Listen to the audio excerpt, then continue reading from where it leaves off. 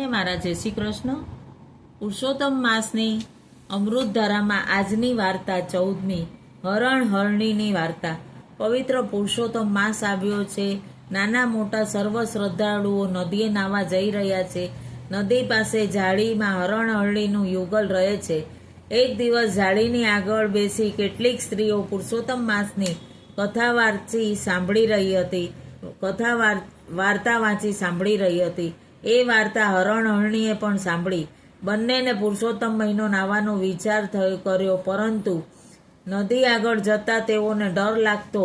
હવે મૂંઝાઈને શું કરવું? પુરુષોત્તમ ભગવાનનું વ્રત કેવી રીતે કરવું? મૂંગા પ્રાણીઓને પણ વ્રતની સમજણ કોણ પાડે? વિચાર કરતા યુક્તિ સૂઝી આવી કે ઝાડીની નજીક લાકડાની એક મોટી પાટ પડેલી છે. ત્યાં આગળ કેટલાક ભાવિકો નાહીને આવતા ભીના વસ્ત્રો પાટ ઉપર મૂકી કપડાં બદલતા હોય છે. આ પાટ નીચે આવી હરણ હરણી ભરાઈ ગયા. તેથી પાટ ઉપર મૂકેલા ભીના લુગડાનું પાણી તેમના પર ટપકવા લાગ્યું. આથી પોતે જાણે નદીમાં સ્નાન કરી રહ્યા છે તેવી કલ્પના કરી. વળી ભાવિકોને ત્યાં આગળ બેસીને પુરુષોત્તમ માસની કથા વાર્તા વાંચતા એ પણ સાંભળવાનો હરણ હરણીને લાભ મળ્યો. કથા વાર્તા થતી ત્યારે બંને કાન સરવા કરી બરોબર સાંભળતા. કથામાં હરણ હરણીએ સાંભળ્યું, પુરુષોત્તમ મહિનામાં કરેલા દાનનું ફળ અધિક મળે છે. વળી ભાવિકો નદીમાં સ્નાન કરી આવ્યા યથાશક્તિ દાન કરતા હતા. એટલે હરણ હરણી પણ દાન કરવા તત્પર થયા. પરંતુ દાન શેનું કરે? એમની પાસે સોનું, રૂપું, જર ઝવેરાત હોય ક્યાંથી કે દાન કરે? હરણી કહે, હે નાથ, એક રસ્તો છે. આપણે આટલામાંથી લીલું ઘાસ તોડી લાવીએ અને કોઈ ગાયને ખવડાવી દઈએ એટલે દાનનું ફળ મળશે. ગાયને ખવડાવવાથી ઘણું પુણ્ય મળે છે. તો આપણે શક્તિ એટલી ભક્તિ કરીએ. હરણને વાત ગમી ગઈ. એ બંને થોડું ઘાસ તોડીને લાવ્યા. ગાયને ખવડાવવા લાગ્યા. ઘણા દિવસની ગાય ભૂખી હતી અને લીલું મજાનું ઘાસ ખાઈને તંદુરસ્ત બની ગઈ. આવી રીતે ગાય રોજ તાજું ઘાસ ખાવા મળવાથી તેને આ હરણ અને હરણીની ઉપર પ્રસન્નતા ઉપજી. તેને થયું, હું પણ તેમના ઉપકારનો બદલો વાળી આપું. એક દિવસ હરણે ઘાસ તોડી લાવી ગાયને ખાવા માટે મૂક્યું. એટલે ગાયે મનુષ્યની ભાષામાં કહ્યું, હે હરણા, તમે અબૂધ પ્રાણી થઈને પુરુષોત્તમ મહિનાનું વ્રત કરો છો તો તમને તેના ફળ રૂપે માનવ અવતાર મળશે. આ માટે તમારે એક કામ કરવું પડશે કે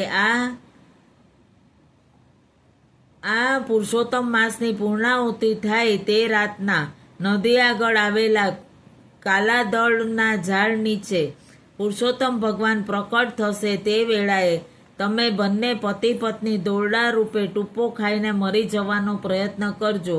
એટલે પુરુષોત્તમ ભગવાનના વ્રતના પ્રભાવથી તમારા ઉપર પ્રસન્ન થઈને તમને પશુમાંથી માનવી બનાવી દેશે. આ સાંભળી હરણ અને હરણી આશ્ચર્યમાં પડ્યા. હર્ષ પણ થયો, કારણ કે તેમને પ્રાણી અવતારમાંથી મુક્ત થવાની દોરવણી મળી હતી. તેઓ સમજ્યા કે આ ગાય જેવી તેવી નથી, પરંતુ દેવીય ગાય છે. એટલે બંને તેના પ્રત્યે અમી દ્રષ્ટિ કરી ઊભા રહ્યા. પરંતુ ગાયે કહ્યું તેમ કરવું મુશ્કેલ હતું. ત્યાં તો ગાયે દૂર પડેલું દોરડું બતાવ્યું. હરણે તે દોરડું મોઢામાં ખેંચી પેલી પાટના તળે મૂકી દીધું. આમ દિવસો પસાર થવા લાગ્યા. ધર્મનો મહિમા પણ સાથે સાથે વધતો ગયો. જોતજોતામાં પુરુષોત્તમ માસ પૂર્ણ થયો.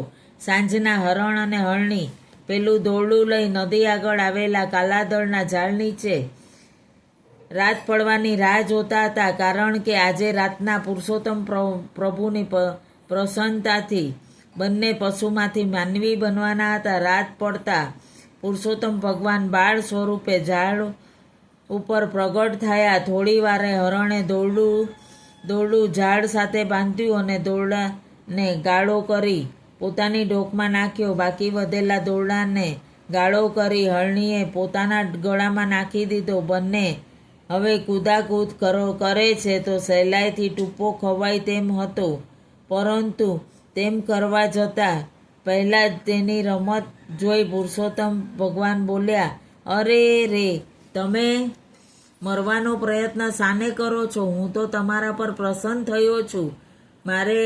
તમારે હવે પશુના અવતારમાં આમ તેમ ભટકવું નહીં પડે.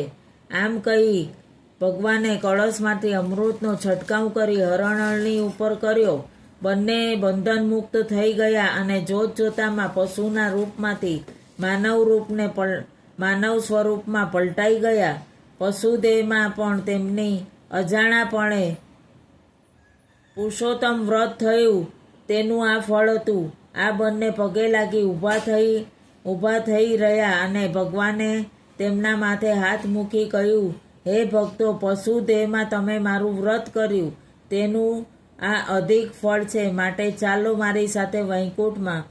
એવા સરળ કરતું એક દૈવીય વિમાન ઉતરી આવ્યું. તેમાં ભગવાન બંનેને બેસાડ્યા અને પોતે પણ બેસી ગયા. પળવારમાં તેઓ વૈકુંઠ આવી ગયા અને વૈકુંઠની અપાર શોભા નિહાળી હરણહરણીમાં પલટાઈને મનુષ્ય દેહમાં આવેલા સ્ત્રી પુરુષ ગેલા થઈ ગયા. ભગવાને ત્યાં તેઓને પોતાની સેવામાં રાખ્યા. જાણીને વ્રત થાય પણ અજાણપણે જો થાય તો તેનું પણ ફળ મળે. પ્રભુ પ્રસન્ન થઈ જાય. હે પુરુષોત્તમ ભગવાન, તમે જેવા હરણહરણીને ફળ્યા તેવું તમારું વ્રત કરનાર સૌને, કથા સાંભળનાર વાંચનાર સૌને ફળજો. પૂર્ણ પુરુષોત્તમ ભગવાનની જય. આપ સર્વને મારા જય શ્રી કૃષ્ણ.